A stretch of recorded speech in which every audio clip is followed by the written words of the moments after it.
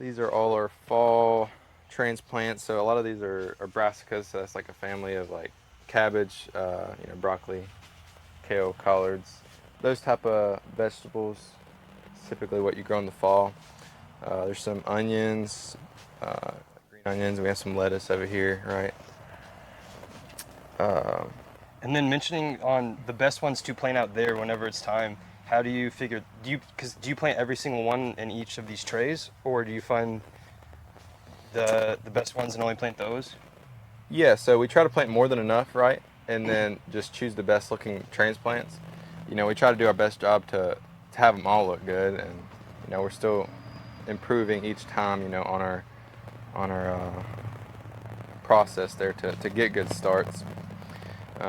But it probably is good worth mentioning that we kind of use two different ways of what would you call that? Seeding, starting. Seed starting, right? So these are soil blocks here. Let's see if I can get one out. Yeah, so that's kind of what a soil block looks like, right? We'll make that with these. It kind of forms the blocks into that tray, and then you pop the seed right in there. Right, so they're easy to like kind of take apart and transplant, right? And then we use these as well. These are wind strip trays. Looks like much tinier surface area for these. Right, yeah, so depending on the crop, you use a different size like transplant, right? So like onions don't need a big one. It's like the main thing is like how many plants are you putting into a bed. So like something like onions or lettuce, you have hundreds, right?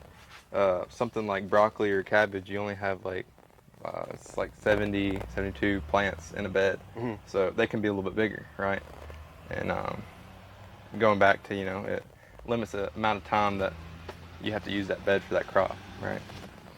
And then I guess every day, do you have a certain checklist coming in here too?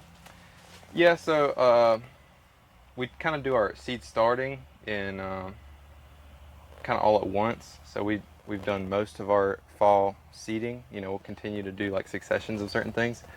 So we'll seed something if need be, but typically it's just watering the greenhouse, checking on everything, just making sure everything looks healthy, and It's just part of that morning routine, getting the first stuff out of the way, and then before we move on to projects. kind of seeing what stage they're at as well. Like, are these going to be ready to plant soon, or like, how's the germination of this crop? Like, do we need to plant more of it, right? Oh, this is cool. Yeah. So the main cover crop we've been growing recent. This is our cedar. This is Jang cedar. So it has this. This is the wheel, right?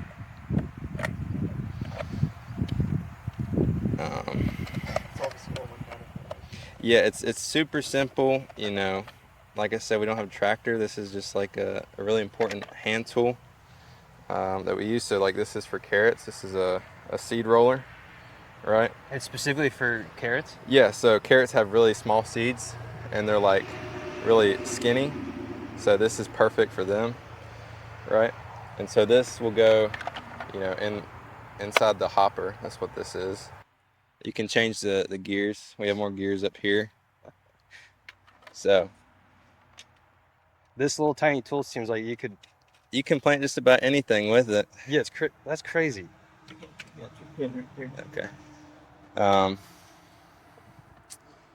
So it makes a place for the seed with this wheel, and then it closes it up, closes the furrow with that, and then the back wheel compresses it back down. So what a cool design! It's very cool. Yeah. It like we have to have it, Yeah. Like there's no other way to plant carrots, and that's one of our best-selling crops, and you can't transplant carrots. Yeah. Yeah. That just doesn't work. But yeah, so it's a big tool on our farm. How many carrot seeds do you think are going in one bed here?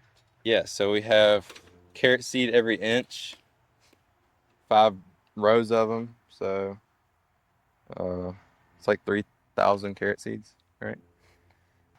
In a market garden, you're trying to grow things out of season a lot of times, just because the demand is there to have it the whole year, right? But Um, so like, trying to find an example of that. So like tomatoes, for example. We don't have those right now, but you want to have tomatoes all year if you could, right? So you're planting them as early as possible in the greenhouse, and you want to have them as late, into the fall as possible. And that can be tough with the plants because they don't want to grow in certain times of the year, right? Or they don't grow well. So Yeah, I vividly remember whenever we had our first frost and going to farmers markets and how disappointed they were on certain crops that weren't, because we're so used to, if you only buy from a grocery store your whole lives, oh yeah, you are so accustomed to everything is going to be there year round, full stock, and if you're not, right, your day's ruined, yeah, essentially. Uh, and again, that's why I also say, yeah, shake the hand that feeds you, because yeah. And I think it's important to eat like within the season, right? yes, So eat what's in season. Um, Tastes better that way too. it tastes better. It's easier for the farmer to grow, right? And and that just comes with learning when grows what time of the year, and uh, and the best way to find out what's in season is to go to a farmers market. Well, the ones that are doing it right, because I know right, farmers markets they're can be very hit and miss hit for or sure. miss. Yeah, Yeah. absolutely. Starting out, I was talking about how you want to kind of limit the money that you spend, and try to make do with what you have. You know, so we had this old carport, right? This was a carport, and then you just have to be you just have to have some ingenuity and figure out how to work with what you got. And so we turned this into a little greenhouse. It's not perfect, right?